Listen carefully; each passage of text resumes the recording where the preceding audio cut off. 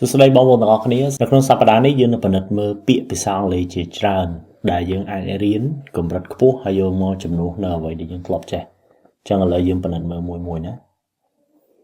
The family had to abandon their house during the flood. The family had to leave their house during the flood. ក្រុមគ្រួសារមួយហ្នឹងគឺចាំបាច់ត្រូវតែចាកចេញពីផ្ទះរបស់ពួកគេនៅពេលដែលមានគ្រោះទឹកជំនន់នៅទីនេះបងប្អូនឃើញគេប្រើប្រាស់ពាក្យ leave ប៉ុន្តែក្រៅពីពាក្យ leave ហ្នឹងយើងអាចមានពាក្យមួយទៀតគឺពាក្យ abandon ហ្នឹងមានន័យថាយើងបោះបង់ចោលអញ្ចឹងបងប្អូនអាចប្រើ abandon ជំនួសឲ្យ leave បាននៅទីនេះវិញគឺ the garden has abundant flowers in spring. The garden has many flowers in spring. នៅពេលរដូវស្លឹកឈើលាស់សួនច្បារគឺមានផ្កាចំនួនច្រើននៅទីនេះបងប្អូនឃើញគេប្រើពាក្យ many ឬក៏ពាក្យ a lot of អីចឹងទៅប៉ុន្តែបើសិនជាបងប្អូនអត់ចង់ប្រើពាក្យនេះទេបងប្អូនអាចប្រើពាក្យនេះក៏បាននេះពាក្យ abundant ហ្នឹងគឺមានន័យថាសម្បូរហូរហៀរគេប្រើពាក្យហ្នឹង abundant. The report gave accurate information. The report gave correct information. របាយការណ៍ហ្នឹងបានផ្ដល់នូវព័ត៌មានដែលត្រឹមត្រូវអញ្ចឹងពាក្យ correct ជា adjective យើងអាចប្រើពាក្យមួយទៀតមកជំនួសឲ្យវាគឺពាក្យ accurate. Animals must adapt to their environment. Animals must adjust to their environment. សត្វគឺចាំបាច់ត្រូវតែសម្របខ្លួនទៅជាមួយនឹងបរិស្ថានរបស់ពួកគេចឹងនៅទីនេះឃើញគេប្រើពាក្យ adapt ហើយជាមួយពាក្យ adjust ពាក្យពីរហ្នឹងនិយាយមែនតើទៅគឺគីឡូប្រហែលគ្នាហើយអត្ថន័យរបស់វាគឺមានន័យថាសម្របខ្លួនទៅកាន់អីមួយហើយប្រើជាមួយនឹង preposition to adjust to ឬក៏ adapt to មួយទៀតគឺនៅទីនេះ admire ជាមួយ respect. I admire her hard work ឬក៏យើងអាចនិយាយថា I respect her hard work អាហ្នឹងគឺមានន័យថាគោរពឬក៏សរសើរខ្ញុំសរសើរការប្រឹងប្រែងធ្វើការរបស់នាងឬក៏ខ្ញុំគោរពការប្រឹងប្រែងធ្វើការរបស់នាងអញ្ចឹង admire ហើយជាមួយ respect យើងអាចប្រើទៅវិញទៅមកអញ្ចឹងបានន័យវាប្រហែលគ្នាទេ She advocates for better education. She supports better education. នៅទីនេះគឺយើងអាចប្រើពាក្យ advocates ហ្នឹងជំនួសឲ្យពាក្យ support ដែលន័យរបស់វាគឺមានន័យថាគ្រប់គ្រងឬក៏តស៊ូមតិពាក្យ advocate ហ្នឹងខ្មែរយើងពេលគេបកប្រែគេច្រើនប្រើពាក្យតស៊ូមតិដែលអត្ថន័យរបស់វាគឺមានន័យថាគ្រប់គ្រងហ្នឹងហើយអញ្ចឹង advocates for better education គឺតស៊ូមតិឬក៏គ្រប់គ្រងឲ្យមានការអប់រំប្រសើរជាងហ្នឹង Lack of sleep can affect your health. Lack of sleep can hurt your health. គេថាកង្វះខាតការគេងគឺអាចជះឥទ្ធិពលដល់សុខភាពរបស់អ្នកជាទូទៅពាក្យ affect នៅពេលដែលគេប្រើគេច្រើនតែប្រើដោយបង្កប់ន័យអវិជ្ជមានចឹងហើយបើនៅទីនេះគេអាចគិតថាវាជំនួសដោយពាក្យ hurt ដែលមានន័យថាធ្វើឲ្យឈឺឬក៏ប៉ះពាល់ន័យគេអញ្ចឹងណាចឹងប៉ះពាល់អវិជ្ជមានដល់សុខភាពរបស់យើងកង្វះខាតនៃការគេង lack of sleep lack of time អានឹងអត់ពេលវិញចឹងទៅ He is ambitious and wants to start a company. He is very determined and wants to start a company. Ambitious គឺមានន័យថាមានមហិច្ឆតាពាក្យ determined នេះគឺមានន័យថាយើងមានការបដិញ្ញាចិត្តទៅរឿងអីមួយចឹងណាចឹងបើយើងគិតទៅន័យវាក៏ប្រហែលស្រៀងគ្នាដែរចឹងបើយើងចេះមួយក្នុងចំណោមហ្នឹងយើងអាចជំនួសដោយមួយទៀតចឹងទៅគាត់មានមហិច្ឆតាហើយគាត់ចង់បង្កើតក្រុមហ៊ុនមួយដោយខ្លួនឯងScientists analyze data carefully. Scientists study data carefully. គេថាអ្នកវិទ្យាសាស្ត្រគឺសិក្សាអំពីទិន្នន័យយ៉ាងប្រុងប្រយ័ត្នពាក្យសិក្សានៅក្នុងន័យការស្រាវជ្រាវគឺមានន័យថាវិភាគពិនិត្យមើលឲ្យល្អិតល្អន់ហ្នឹងហើយអញ្ចឹងហើយបានយើងអាចជំនួសដោយពាក្យ analyze ដែលមានន័យថាវិភាគឲ្យល្អិតល្អន់ឬក៏សិក្សាពីអីមួយហ្នឹងជាអ្នកវិទ្យាសាស្ត្រគេវិភាគរឿងទិន្នន័យយ៉ាងប្រុងប្រយ័ត្នWe anticipate many visitors this weekend. We expect many visitors this weekend. ពាក្យនេះល្អ anticipate ហ្នឹងយើងគួរតែចេះទៅហើយយើងយកទៅប្រើប្រាស់អាហ្នឹងគឺមានន័យថាយើងប្រមាលមើលទៅអនាគតយើងរំពឹងថាមានរឿងអីមួយកើតឡើងអញ្ចឹងណា ពាក្យហ្នឹងឯងគេប្រើពាក្យ anticipate ពួកយើងរំពឹងថានឹងមានអ្នកមកលេងច្រើនគ្នានៅចុងសប្តាហ៍នេះអញ្ចឹងឃើញទេគេយកវាមកជំនួសដោយពាក្យ expect ដែលគេចេះហ្នឹងអញ្ចឹង anticipate កម្រិតខ្ពស់ជាងហ្នឹង Wear appropriate clothing for the weather Wear proper clothing for the weather គេថាឲ្យយើងស្លៀកសម្លៀកបំពាក់ឲ្យសមរម្យសម្រាប់អាកាសធាតុឬក៏ស្លៀកសម្លៀកបំពាក់ឲ្យត្រឹមត្រូវតាមអាកាសធាតុអញ្ចឹងបើយើងចេះពាក្យ proper ហើយយើងអាចចេះពាក្យមួយទៀតគឺពាក្យ appropriate អញ្ចឹងពាក្យពីរហ្នឹងណាដែលមានន័យថាស័ក្តិសមឬក៏ត្រូវជាមួយអីមួយហើយបើនិយាយពីគីឡូវិញខ្ញុំគិតថាប្រហែលគ្នាតែហ្នឹងកម្រិត intermediate level ពាក្យនេះល្អបងប្អូនគួរចេះហើយហ្នឹងអាចយកទៅប្រើក្នុងការសរសេរការនិយាយបានច្រើនដែរ The cost is approximately $50 The cost is about $50 គេថាថ្លៃហ្នឹងឬក៏តម្លៃគឺប្រហែល$50អញ្ចឹងប្រហែលភាសាអង់គ្លេសគេប្រើពាក្យ approximately ហ្នឹងពាក្យឃើញវែងណាឬក៏បើសិនយើងនិយាយខ្លីសម្រាប់គឺពាក្យ about នេះបើសិនជាបងប្អូនរៀនភាសាអង់គ្លេសតាមរយៈការបកប្រែច្រើនណាបងប្អូនបែរជាចាំវាថាមានន័យថាអំពីអីមួយប៉ុន្តែក្នុងនេះន័យនេះមិនមែនមានន័យអំពីគឺមានន័យប្រហែលពាក្យមួយក្នុងភាសាអង់គ្លេសមានន័យច្រើនអញ្ចឹងយើងកុំបកចាំយកហ្មងផ្ទុយទៅវិញយើងរៀនយល់វិញន័យនេះគឺប្រហែល The decision seemed arbitrary and unfair The decision seemed random and unfair គេថាការសម្រេចចិត្តហ្នឹងហាក់បីដូចជាចៃដន្យហើយអយុត្តិធម៌ចឹងពាក្យដែលយើងអាចចេះនៅទីនេះគឺពាក្យនេះ arbitrary ដែលមានន័យថាចៃដន្យដូចពាក្យ random ចឹងពាក្យនេះជាពាក្យកម្រិតខ្ពស់បងប្អូនអត់សូវឃើញគេប្រើទេប៉ុន្តែបើយើងចេះយើងយកទៅប្រើទៅអាហ្នឹងគឺបង្ហាញថាយើងចេះភាសាអង់គ្លេសច្រើន I assume he will arrive soon I think he will arrive soon ចឹង think ហើយ assume នេះអាចប្រើជំនួសឲ្យ think បានចឹងបងប្អូនដែលប្រើ think ច្រើនហើយកុំប្រើទៅទៀតយើងអាចប្រើពាក្យ assume វិញទៅខ្ញុំគិតថាគាត់នឹងមកដល់ក្នុងពេលឆាប់ៗនេះហើយ I assure you everything is fine I promise everything is fine ในទីនេះគឺមានន័យថាធានាខ្ញុំធានាចំពោះមុខអ្នកថាអ្វីៗគឺធម្មតាទេខ្ញុំសូមសន្យាថាអ្វីៗគឺធម្មតាបងប្អូនមើលការប្រើប្រាស់ខុសគ្នាបន្តិចណា assure គឺមាន assure នរណាគេម្នាក់គេហៅ assure somebody that អីមួយ happen promise គឺចាំបាច់ទេគឺ promise that តែម្ដង Please attach the file to your email Please add the file to your email ខ្ញុំជឿថាបងប្អូនយល់អត្ថន័យនៅទីនេះដោយសារជាទូទៅពេលដែលយើងប្រើ email យើងចេះពី attach ហ្នឹងហើយ attach នេះគឺមានន័យថាភ្ជាប់អីមួយចឹងន័យនេះគឺសូមភ្ជាប់ឯកសារឬក៏ file នេះទៅជាមួយនឹង email របស់អ្នកហើយ attach ហ្នឹងសម្រាប់បងប្អូនណាដែលដឹងន័យវាគឺមានន័យថា add បូកបញ្ចូលឬក៏ភ្ជាប់ទៅជាមួយនឹងពាក្យនេះល្អ attain បងប្អូនគួរចេះណា She worked hard to attain her goal She worked hard to reach her goal attain គេច្រើនប្រើមួយពាក្យ goal ហ្នឹងដែរណាគឺមានន័យថាឈានទៅដល់គោលដៅរបស់គាត់អញ្ចឹងគាត់ប្រឹងប្រែងធ្វើការខ្លាំងដើម្បីសម្រេចគោលដៅរបស់គាត់ attain មួយនេះក៏ល្អដែរបងប្អូនអាចប្រើបានច្រើនមែនទែន Are you aware of the new rule Do you know about the new rule តើអ្នកដឹងអំពីច្បាប់ដែលគេទើបចែកថ្មីអត់ចឹងនៅទីនេះបងប្អូនឃើញពាក្យ know about ខ្ញុំជឿបងប្អូនចេះហើយដោយសារ know នេះគឺជា verb ចឹងហើយបានសំណួរគេចាប់តាមដល់ do ណា Do you know about ចំពោះ aware វិញន័យវាគឺដូច know នឹងចឹងប៉ុន្តែវាជា adjective ចឹងហើយបាននៅទីនេះយើងអត់ឃើញប្រើ do គេប្រើ are ហើយ aware preposition គឺ of know preposition know about something តែដល់ aware of something ចឹងប្រើប្រយ័ត្នតិចណាពាក្យមួយនេះក៏ល្អដែរ Exercise benefits your body Exercise helps your body ការហាត់ប្រាណជួយដល់សុខភាពរបស់អ្នកចាំបងប្អូនចេះពាក្យជួយហ្នឹងហើយតែពាក្យ help ប៉ុន្តែបងប្អូនមិនអាចអត់ចេះពាក្យ benefit នេះដែលប្រើជា verb ជាទូទៅពាក្យ benefit គេច្រើនប្រើជា noun ដែលមានន័យថាគុណសម្បត្តិប៉ុន្តែតាមពិតពាក្យហ្នឹងក៏យើងអាចប្រើប្រាស់ជា verb ដែរដែលមានន័យថាផ្ដល់ជាគុណសម្បត្តិចឹងឃើញនៅទីនេះគេប្រើជា verb ណាExercise benefits your health ចឹង exercise គឺ give benefits to your health The meeting was brief The meeting was short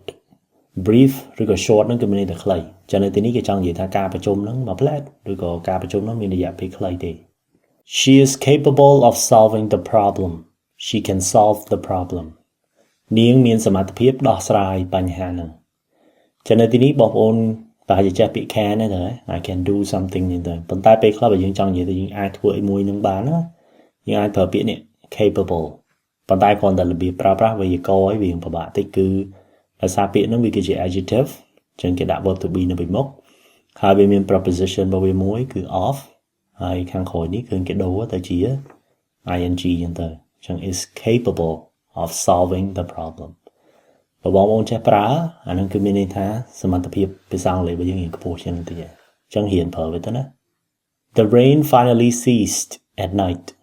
The rain finally stopped at night ពាក្យរបស់យើងនៅទីនេះគឺពាក្យ ceased cease នឹងមានន័យថាចប់ហើយជាទូទៅគេអត់សូវប្រើវាក្នុងន័យធម្មតាដូចភ្លៀងអីចឹងទេបងប្អូនប្រហែលជាធ្លាប់ឃើញគេប្រើពាក្យហ្នឹងប៉ុន្តែន័យជាលក្ខណៈបត់ឈប់បាញ់ឬក៏សង្គ្រាមអីចឹងគេផ្អាកអីចឹងណាគេប្រើពាក្យហ្នឹង cease fire អាហ្នឹងគឺបត់ឈប់បាញ់ហ្នឹងហើយ The teacher clarified the instructions The teacher explained the instructions លោកគ្រូឬក៏អ្នកគ្រូបានពន្យល់អំពីការណែនាំហ្នឹងចឹងគាត់ដាក់លំហាត់អីមួយយើងទៅគាត់ណែនាំមកយើងថាត្រូវធ្វើលំហាត់ហ្នឹងមកចឹងណាចឹងពន្យល់គេប្រើពាក្យ explained ប៉ុន្តែក៏យើងអាចប្រើពាក្យមួយទៀតគឺពាក្យ clarify នេះគឺមានន័យថាបញ្ជាក់ចឹងរឿងអីមួយអាចអត់សូវច្បាស់យើងបញ្ជាក់ឡើងវិញហ្នឹងអាហ្នឹងគឺ clarify ពាក្យ coherent ជាពាក្យមួយល្អបងប្អូនគួរចេះ His explanation was clear and coherent ទាំងពីរហ្នឹងន័យរបស់វាគឺប៉ុណ្ណេះ easy to understand ការពន្យល់របស់គាត់គឺងាយស្រួលសម្រាប់ឲ្យយើងយល់ coherent គឺមានន័យថារបស់ហ្នឹងស៊ីសង្វាក់គ្នាមានលំដាប់លំដោយមានក្បាលមានកណ្ដាលមានកតុយអីចឹងទៅអាហ្នឹងឯងគេហៅ coherent បើរឿងណាមួយយើងធ្វើគេងាយស្រួលយល់ដោយសារវាមានលំដាប់លំដោយច្បាស់ចឹងទៅគេអាចប្រើពាក្យហ្នឹងដើម្បីនិយាយថាអ្វីដែលយើងបានធ្វើហ្នឹងគឺវា coherent The old building collapsed The old building fell down ចឹងពាក្យនេះគឺពាក្យ collapse ន័យគឺ fall down មានន័យថាបាក់ធ្លាក់ចុះអគារចាស់ទ្រុឌទ្រោមហ្នឹងគឺបានបាក់រលំចឹងពាក្យហ្នឹងគឺពាក្យ collapse ហើយពាក្យហ្នឹងក្រៅពីអគារហ្នឹងគឺគេប្រើសម្រាប់សេដ្ឋកិច្ចដែរសេដ្ឋកិច្ចស្រុកណាមួយរលំអីចឹងទៅគឺគេប្រើពាក្យហ្នឹងដែរណា collapse Combine the sugar and flour mix the sugar and flour អាហ្នឹងគឺមានថាច្របាច់បញ្ចូលគ្នាឬក៏ច្របល់បញ្ចូលគ្នាហ្នឹងចឹងពាក្យ combine ហើយជាមួយនឹងពាក្យ mix បងប្អូនប្រើមួយណាក៏បានដែរពាក្យ commence គឺជាពាក្យផ្លូវការណា The event will commence at 8 a.m. The event will start at 8 a.m. ចឹងពាក្យនេះគឺមានន័យថា commence ចាប់ផ្ដើមព្រឹត្តិការណ៍ហ្នឹងគឺចាប់ផ្ដើមនៅម៉ោង8ព្រឹកបងប្អូនធ្លាប់ឃើញกระดาษអញ្ជើញនេះគេប្រើពាក្យ commence ហ្នឹងគេអញ្ជើញយើងទៅណាយើងគេប្រាប់ថាចាប់ផ្ដើមមកម៉ោងគេប្រើពាក្យហ្នឹងហើយពេលខ្លះគេដាក់ជា noun យ៉ាងទៅទៀត noun វាគឺ commencement ពាក្យនេះពាក្យធំដែរហើយគេអត់សូវប្រើវាជា verb ទេច្រើនប្រើជា adjective វិញប៉ុន្តែ verb ហើយ adjective ន័យគឺដូចតែគ្នាទេ His speech compelled people to act His speech pushed people to act ន័យនេះគឺមានន័យថាសន្ទរកថាហ្នឹងគឺគួរឲ្យចាប់អារម្មណ៍ខ្លាំងឬក៏លើកទឹកចិត្តខ្លាំងអីទៅជំរុញឲ្យមនុស្សធ្វើសកម្មភាពខ្ញុំបានប្រាប់បងប្អូនមិញថាគេច្រើនប្រើជា adjective របស់វាគឺ compelling ណានៅទីនេះគឺជា verb ទេពាក្យមួយនេះគឺជាពាក្យធំពាក្យហ្នឹង advance ហ្នឹង The book gives a comprehensive explanation The book gives a complete explanation ចឹងសភៅហ្នឹងគឺផ្ដល់ជូននូវការពន្យល់យ៉ាងលម្អិតឬក៏ពេញលេញ comprehensive ន័យជា adjective គឺមានន័យថាពេញលេញគ្រប់ជ្រុងជ្រោយគេប្រើពាក្យហ្នឹងណា comprehensive We concluded the meeting early We ended the meeting early ចឹង meeting បើ start គេប្រើពាក្យ start ឬក៏ commence បើបញ្ចប់វិញគឺយើងមានពាក្យពីរដែរគឺពាក្យ end ហើយជាមួយនឹងពាក្យ conclude The scientists conducted an experiment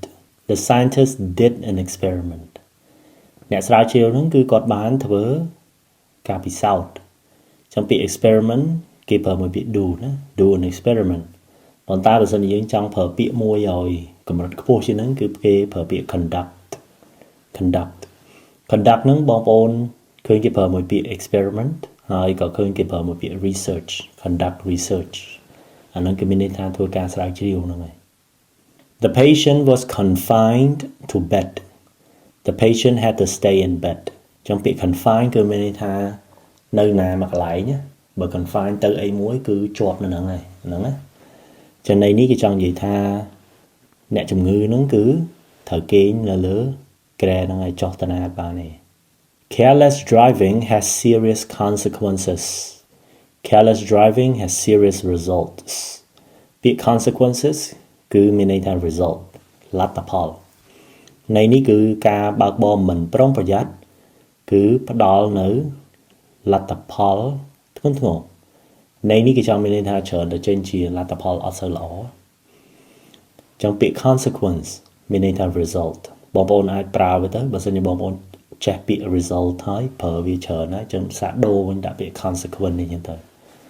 positive consequence negative consequence នេះចឹងណា She spent a considerable amount of time studying She spent a lot of time studying ពាក្យ considerable នេះបើសិនសម្រាប់អ្នកណាគេប្រឡងតេស្ត standard ដូចតេស្ត IELTS អញ្ចឹងគេជំរុញឲ្យប្រើច្រើនណាពាក្យហ្នឹងគឺមានន័យថា a lot of អញ្ចឹងគាត់បានចំណាយពេលវេលាយ៉ាងច្រើនក្នុងការសិក្សា considerable ខ្ញុំចូលចិត្តពាក្យនេះ consistent ហើយពាក្យហ្នឹងបងប្អូនអានសៀវភៅលើកទឹកចិត្តអីបងប្អូនឃើញច្រើនមែនតើ His performance is consistent His performance is steady នេះមានន័យថានឹងណអញ្ចឹងអត់ឡើងអត់ចុះអីច្រើនគឺនៅតែដែរហ្នឹងទៅ consistent នេះមានន័យថាអ្វីដែលមនុស្សណាម្នាក់ធ្វើហ្នឹងគឺទៀងទាត់ដិតដល់ម៉ោងគឺដឹងតែធ្វើហើយបើសិនជាគាត់ធ្វើបានប៉ុណ្ណាគឺគុណភាពនៅប៉ុណ្ណឹងរហូតអត់ធ្លាក់អត់ឡើងឯតាមអារម្មណ៍អីរបស់គាត់ទេន័យគឺ consistent មានន័យថាបើល្អចឹងរហូតតែមកចឹងហើយបាននៅក្នុងសៀវភៅលើកទឹកចិត្តអីគេប្រើច្រើនណាគេជំរុញឲ្យយើងសម្រាប់សកម្មភាពជាទម្លាប់អីបើយើងគេចង់យើងធ្វើជាលក្ខណៈ consistent ធ្វើឲ្យបានជាប់លាប់ Workers will construct a new bridge Workers will build a new bridge គេថាអ្នកសាងសង់ឬក៏អ្នកធ្វើការនឹងសាងសង់ស្ពានថ្មីមួយចាំបងប្អូនចេះពាក្យ build ហើយសាកប្រើពាក្យនេះវិញមើលពាក្យ construct ជា verb វិញពាក្យហ្នឹងមកពាក្យ construction ជា noun ចឹង construct ជា verb ដែលមានន័យថា build សាងសង់ The machine consumes a lot of electricity The machine uses a lot of electricity គេថាម៉ាស៊ីនហ្នឹងគឺស៊ីភ្លើងខ្លាំងភាសាអង់គ្លេសភ្លើងគឺពាក្យនេះ electricity គឺអគ្គិសនី electricity consume គឺមានន័យថា use ប្រើប្រាស់ម៉ាស៊ីនហ្នឹងប្រើប្រាស់អគ្គិសនីច្រើនអាហ្នឹងបើយើងនិយាយជាភាសាខ្មែរគឺមានន័យថាស៊ីភ្លើងច្រើនហ្នឹងហើយ consume គឺជាពាក្យមួយគេប្រើច្រើនណាបងប្អូនគួរតែចេះពាក្យហ្នឹងហើយយកវាទៅប្រើប្រាស់ក្នុងស្ថានភាពនិយាយពីចំណីអាហារនិយាយពីអគ្គិសនីនិយាយពីទឹកនិយាយពីអីហ្នឹងគេប្រើពាក្យហ្នឹង consume តំណែងនេះគេប្រើពាក្យហ្នឹងដែរចឹងហើយបើអ្នកប្រើប្រាស់តំណែងនេះភាសាអង់គ្លេសមានពាក្យមួយដែរគឺពាក្យ consumer មានន័យថាអ្នកប្រើប្រាស់របស់ទាំងអស់ហ្នឹងនៅទីនេះគឺពាក្យ contribute ហើយខ្ញុំចូលចិត្តពាក្យហ្នឹង Everyone should contribute ideas Everyone should share ideas share ចែករំលែកណាចឹងមនុស្សគ្រប់គ្នាគួរចែករំលែកគំនិតជា contribute ក៏មានន័យថាចែករំលែកនឹងដែរខ្មែរយើងជាទូទៅគេបកប្រែពាក្យ contribute ហ្នឹងថា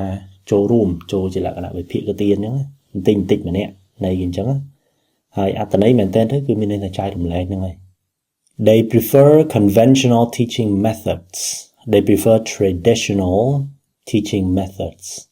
Traditional មានន័យថាជាលក្ខណៈប្រពៃណីជាលក្ខណៈទម្លាប់ដែលគេធ្វើមកជាយូរអញ្ចឹងហើយយើងធ្វើដដែលអញ្ចឹងទៅហើយបើយើងអត់ចង់ប្រើពាក្យ traditional ហ្នឹងទេយើងប្រើពាក្យនេះទៅ conventional អាហ្នឹងក៏មានន័យថា traditional ហ្នឹងដែរ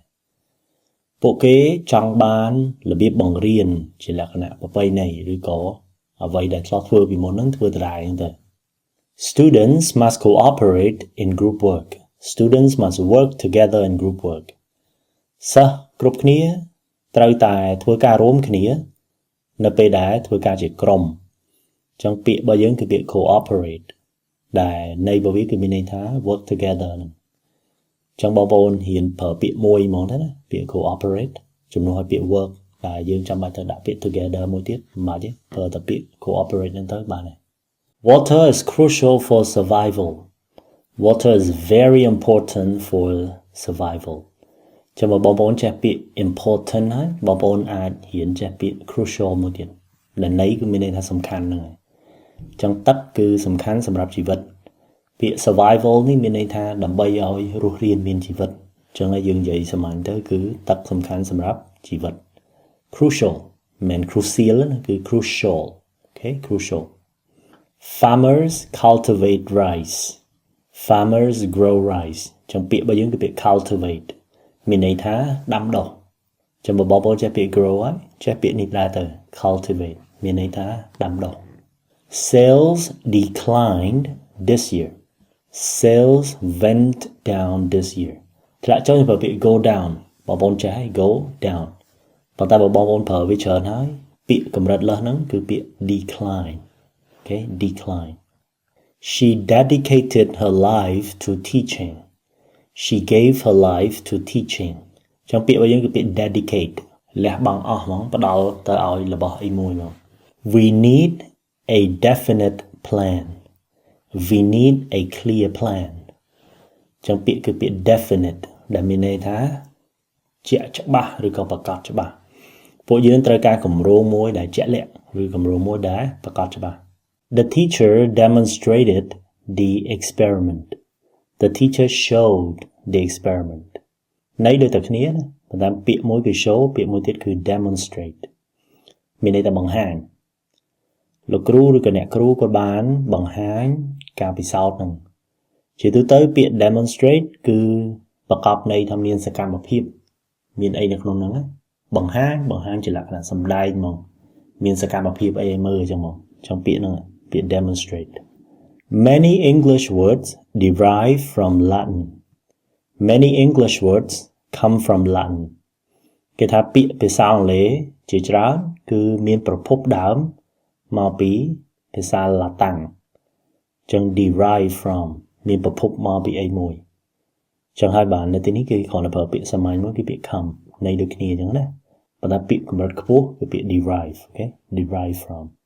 ពាក្យនេះល្អណាពាក្យហ្នឹងបងប្អូនគួរចេះណា The test can detect the disease early The test can find the disease early ចឹង detect គឺសន័យសាមញ្ញ find ចឹងហើយបានប៉ូលីសជាលក្ខណៈប៉ូលីសស៊ើបអង្កេតខ្ញុំដឹងប្រើពាក្យហ្នឹងត្រូវអត់ទេណាប៉ុន្តែភាសាអង់គ្លេសគេប្រើពាក្យ detective ដែលប៉ូលីសហ្នឹងកម្រិតខ្ពស់ជាងប៉ូលីសធម្មតាគេមានជំនាញរឿងស៊ើបអង្កេតអីហ្នឹងមកចឹងវាចេញមកពីពាក្យ detect ហ្នឹងចឹង detect គឺមានន័យថារកឃើញអីមួយអូខេហើយពាក្យហ្នឹងគេប្រើជាលក្ខណៈផ្លូវការច្រើនណាចឹងហើយបងខ្ញុំប្រាប់បងប្អូនចេះហ្នឹង detect His interest diminished over time His interest decreased over time diminish មានន័យថាបន្ថយឬក៏ថយហ្នឹង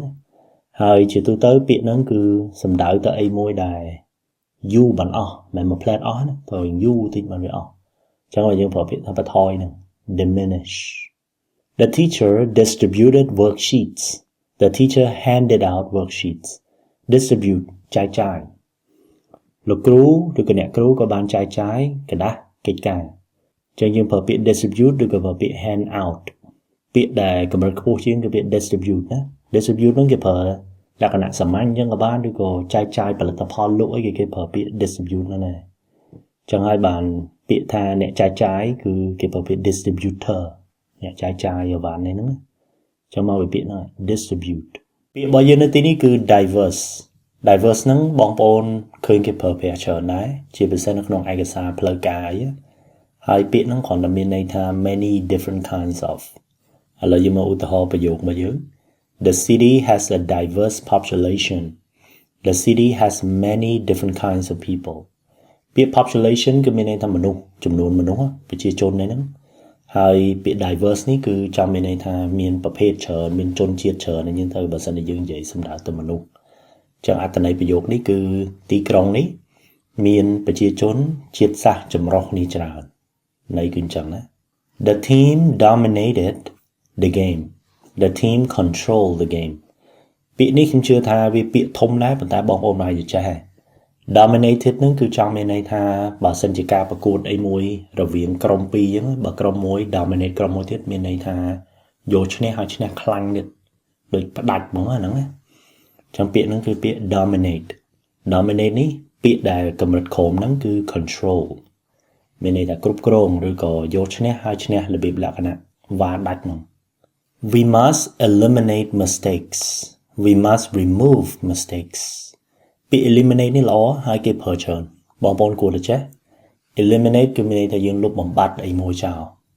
We must eliminate mistakes ពួកយើងចាំបាច់ត្រូវលុបបំបាត់កំហុសហ្នឹង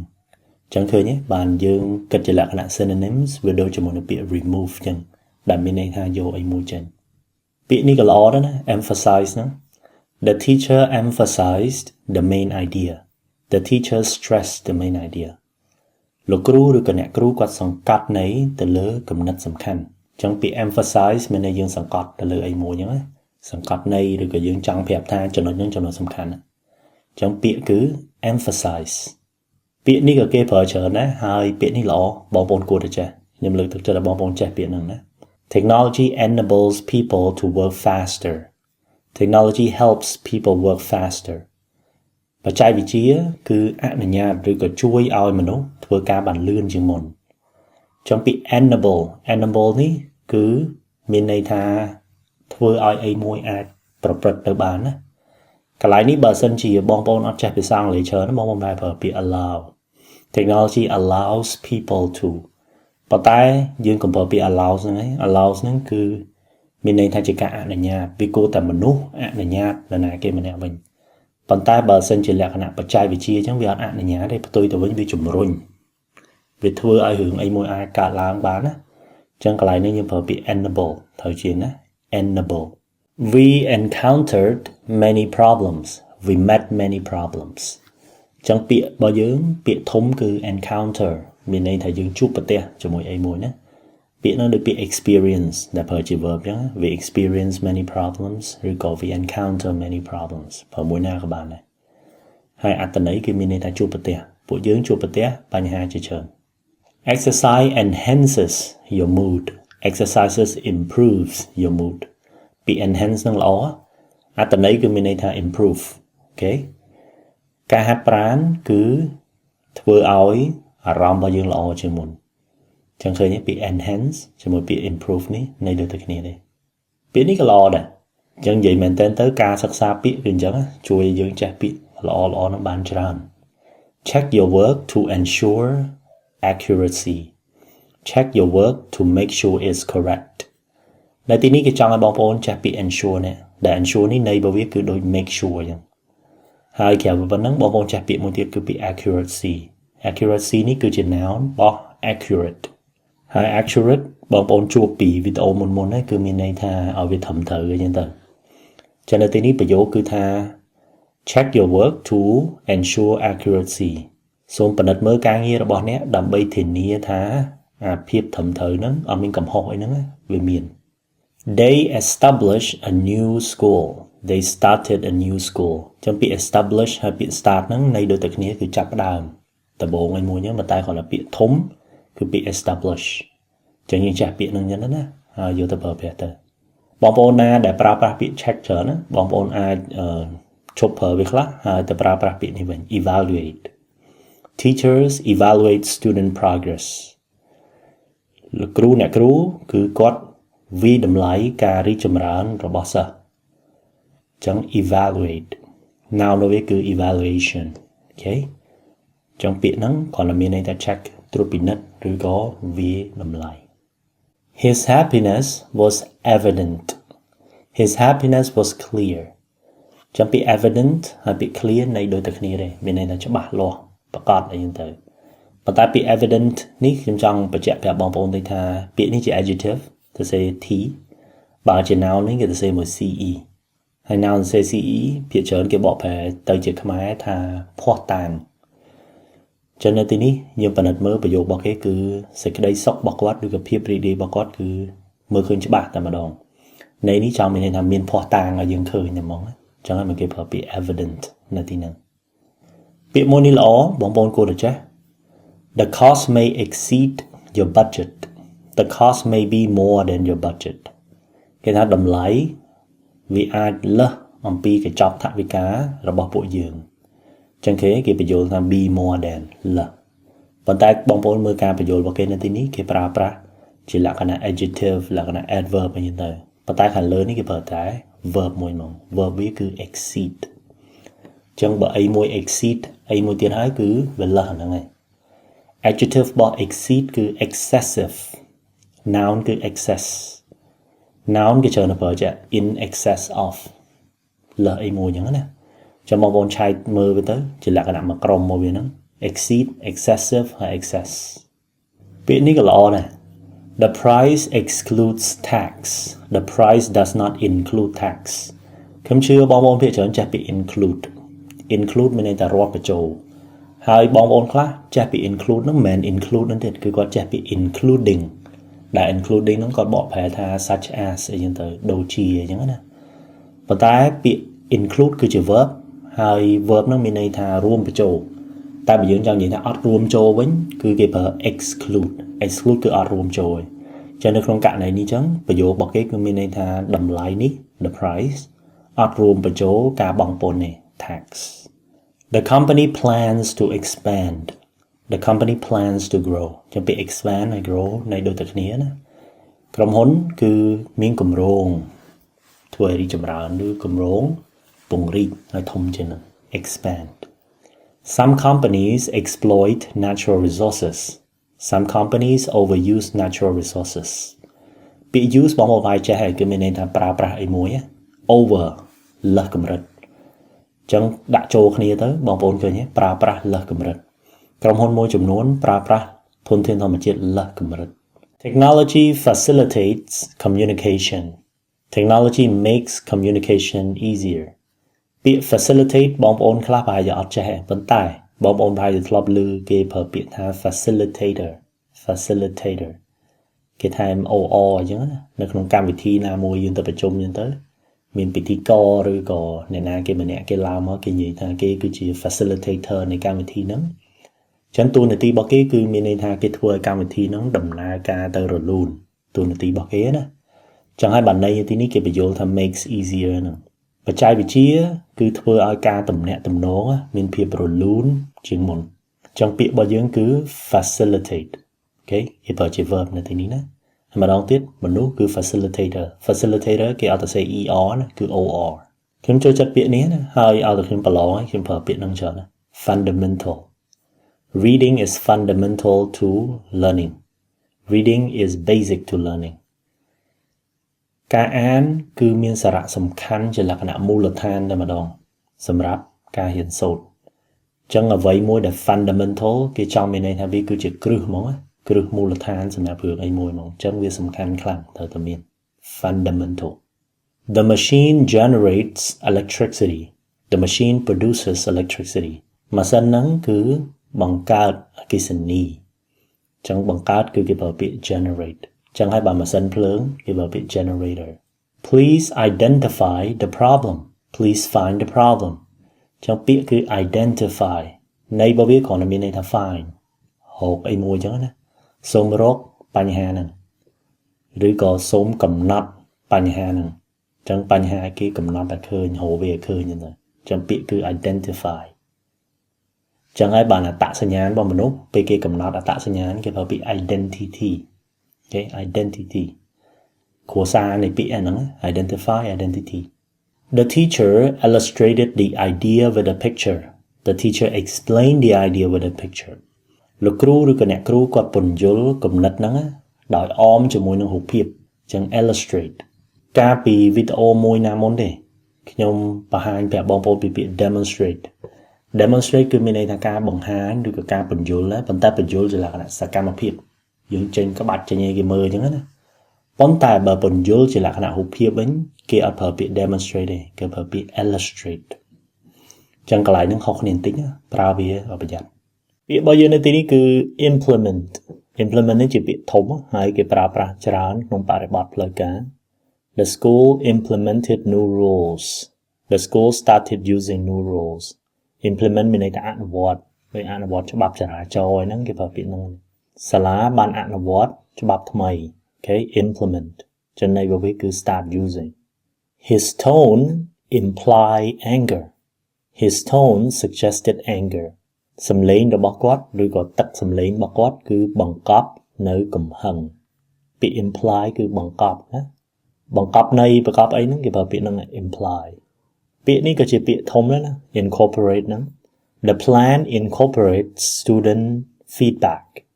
The plan includes student feedback គម្រោងនេះគឺរួមបញ្ចូលជាមួយនឹងមតិរបស់សិស្សអញ្ចឹងគេអាចសួរសិស្សអញ្ចឹងទៅថាសិស្សយល់ឃើញមិនដែរពីរឿងនេះរឿងនោះអញ្ចឹងណាហើយបន្ទាប់មកគេយកមតិហ្នឹងមកបង្កើតជាគម្រោងមួយអញ្ចឹងគេគ្រាន់ចង់ប្រាប់ថាគម្រោងហ្នឹងគឺមានរាប់បញ្ចូលឬក៏រួមបញ្ចូលជាមួយនឹងមតិយោបល់របស់សិស្ស incorporates ន័យបើវាគឺ includes The sign indicates the exit The sign shows the exit ចឹងពាក្យ indicate ជាពាក្យមួយទៀតដែលមានន័យថាបង្ហាញឬក៏បញ្ជាក់ពីអីមួយចឹងណា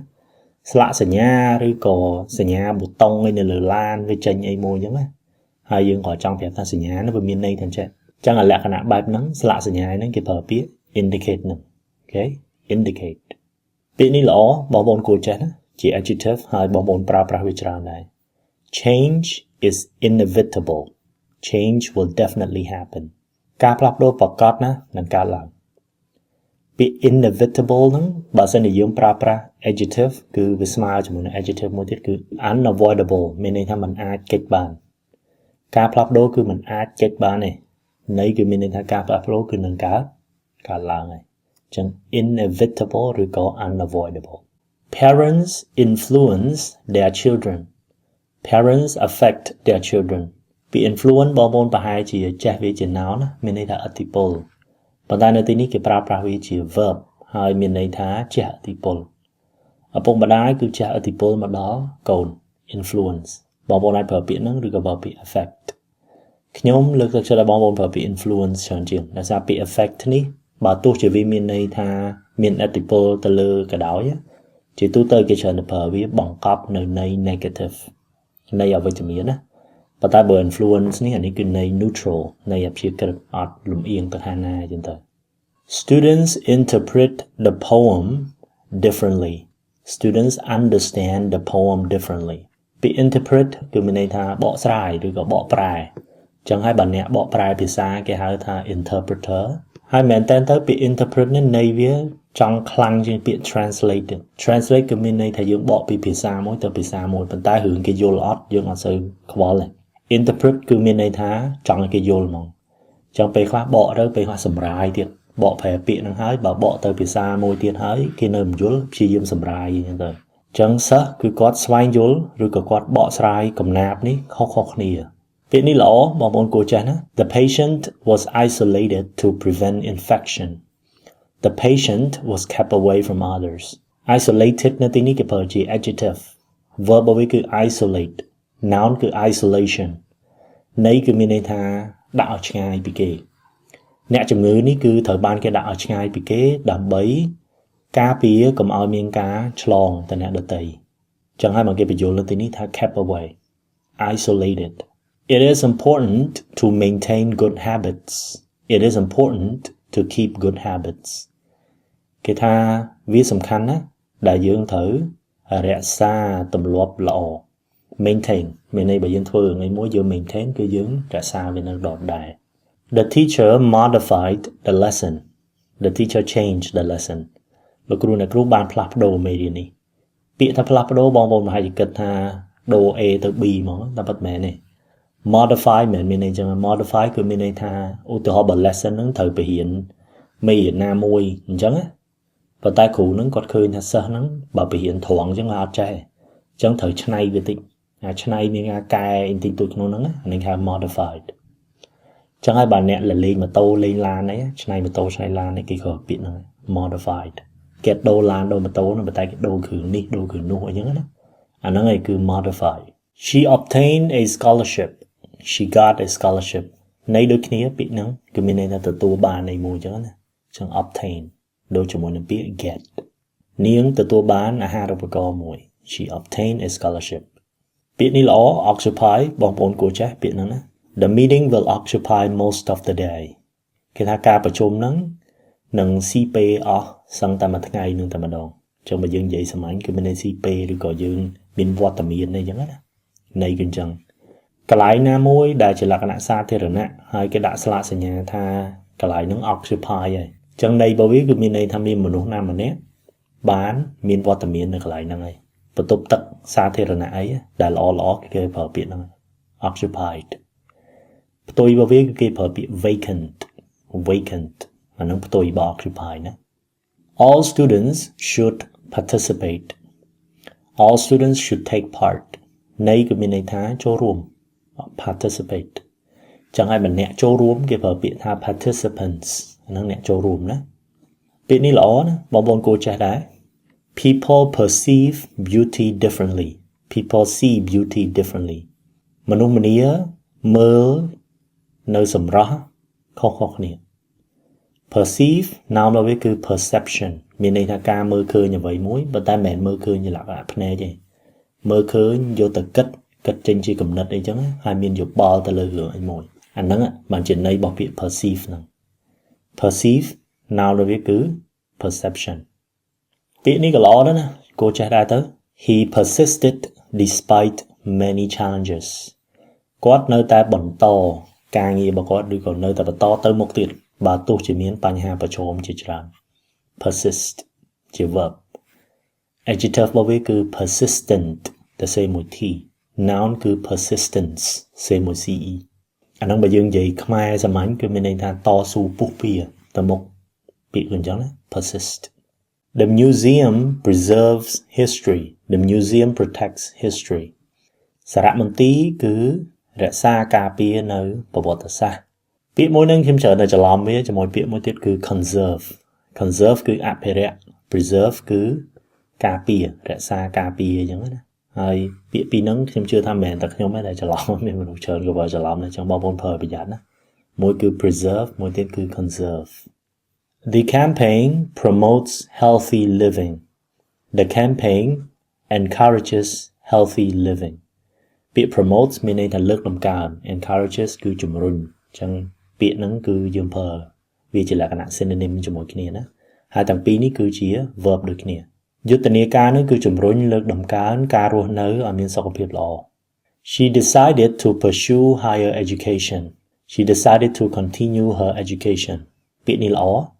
ន័យគឺ continue ប៉ុន្តែគេប្រើច្រើន noun របស់វាគឺ pursuit គេ verb pursue noun គឺ pursuit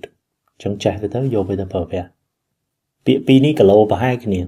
ហើយរបៀបប្រើដូចគ្នាទៀតមាន preposition on នៅពីក្រោយដូចគ្នា on នេះក៏ on ដូចគ្នា Children rely on their parents Children depend on their parents គេថាក្មេងៗគឺពឹងផ្អែកទៅលើឪពុកម្ដាយរបស់ពួកគេចឹង rely on ឬក៏ depend on This job requires experience This job needs experience ការងារនេះគឺទាមទារឲ្យមានបទពិសោធន៍ចឹងពាក្យទាមទារយើងអាចប្រើពាក្យ require ឬក៏យើងប្រើពាក្យ need តែពាក្យល្អបងប្អូនប្រើពាក្យ require ទៅ noun គឺ requirement The test result revealed the truth The test results show the truth គេថាលទ្ធផលនៃ test ហ្នឹងគឺបើកបង្ហាញការពិតពាក្យ reveal មានន័យថាបង្ហាញនៅបង្ហាញក្នុងន័យថារបស់ហ្នឹងគឺគេលាក់បាំងអីទៅហើយបើបង្ហាញជាលក្ខណៈសាធារណៈលាតត្រដាងបង្ហាញជាលក្ខណៈអញ្ចឹងបើគេប្រើពាក្យ reveal There was a significant improvement There was a big improvement មានការរីកចម្រើនយ៉ាងខ្លាំងអូខេន័យគឺអញ្ចឹងណា significant បើសិនជាគេប្រើសម្រាប់លក្ខណៈបរិមាណណាគឺគេចង់មានន័យថាវាធំអូខេ significant Butter can substitute for oil Butter can replace oil substitute គឺជំនួសណា bur គឺអាចជំនួសឲ្យប្រេងបានចឹងនៅទីនេះគេប្រើពាក្យ substitute ណាហើយ substitute វាខុសពី replace ត្រង់ថាយើងត្រូវមាន preposition for មួយ substitute for something បើ replace អត់ចាំបាច់ទេ Plants cannot sustain life without water Plants cannot live without water គេថារុក្ខជាតិគឺมันអាចបន្តជីវិតបានទេដោយអត់មានទឹកពាក្យ sustain អានេះគឺមានទ្រទ្រង់ណាទ្រទ្រង់ជីវិតគេឬក៏បន្តជីវិត noun របស់វាគឺ sustainability ដែលមានន័យថានិរន្តរភាព Education can transform lives Education can change lives គេថាការអប់រំគឺអាចផ្លាស់ប្ដូរជីវិតបាន ចឹង transform change ផ្លាស់ប្ដូរណា transform នៃវាគឺផ្លាស់ប្ដូរជាលក្ខណៈប្រែរូបប្រែរាងហ្មងណាចឹងហើយបងប្អូនមើលតុក្កតារបស់ក្មេងៗមនុស្សប្រែទៅជាមនុស្សយន្តហ្នឹងគេប្រើពាក្យ transform ហ្នឹង transformer អូខេប្រែកាយហ្នឹងណា The radio transmits signals the radio sends signals គេថាវិទ្យុឬក៏ប្រដាប់តាក់ទងជាលក្ខណៈវិទ្យុហ្នឹងណាគឺបញ្ជូនសញ្ញាអូខេ transmit ចឹងពាក្យ transmit គឺមានន័យបញ្ជូនជាលក្ខណៈបច្ចេកវិទ្យាឬក៏ជាលក្ខណៈសញ្ញាអញ្ចឹង signal ពាក្យនេះល្អបងប្អូនអាចយកទៅប្រើប្រាស់ជំនួសឲ្យពាក្យ use បានបើប្រើពាក្យ use ច្រើនហើយអត់ចង់ប្រើវាអាចប្រើពាក្យ utilize អាហ្នឹងក៏មានន័យថា use ដែរ We should utilize our resources wisely ពួកយើងគួរតែប្រើប្រាស់ធនធានរបស់ពួកយើងឲ្យមានភាពឆ្លាតវៃ The experiment validated the theory The experiment proved the theory គេថាការពិសោធន៍ហ្នឹងបានធ្វើឲ្យទ្រឹស្ដីនេះមានសុពលភាពឬក៏បញ្ជាក់ថាទ្រឹស្ដីហ្នឹងគឺមានភាពធំធេង validate ចឹងយើងអាចប្រើវាជំនួសឲ្យពាក្យ proof ពាក្យមួយនេះល្អបងប្អូនគួរចេះណាហើយវាជំនួសឲ្យ different prices vary from store to store គេថាតម្លៃគឺវាខុសគ្នាពីហាងមួយទៅហាងមួយចឹងគេប្រើជា verb ឃើញទេ vary adjective របស់វាគឺ various ចឹងបើសិនជាយើងប្រើពាក្យ different នៅពីក្រោយ verb to be ចេះច្រើនហើយបងប្អូននឹងតលន់វាហើយចង់ដូរពាក្យប្រើពាក្យ vary ណា He decided to withdraw from the competition He decided to leave the competition គាត់បានសម្រេចចិត្តចាកចេញពីការប្រកួតហ្នឹងចឹងបើយើងដកខ្លួនចាកចេញពីរឿងអីមួយមកយើងប្រើពាក្យ withdraw from អីមួយហ្នឹងទៅហើយពាក្យ withdraw នេះតាមពិតក្រៅពីន័យហ្នឹងក៏យើងអាចប្រើសម្រាប់ការដកលុយដល់អីចឹងគេប្រើពាក្យ withdraw ដែរទៅដកលុយពីធនាគារប្រើពាក្យហ្នឹងចាំមានប៉ុណ្ណឹងណាបងប្អូនទាំងអស់គ្នាសាកយកពាក្យមួយមកបង្កើតជាប្រយោគឲ្យ comment ក្នុងវីដេអូនេះ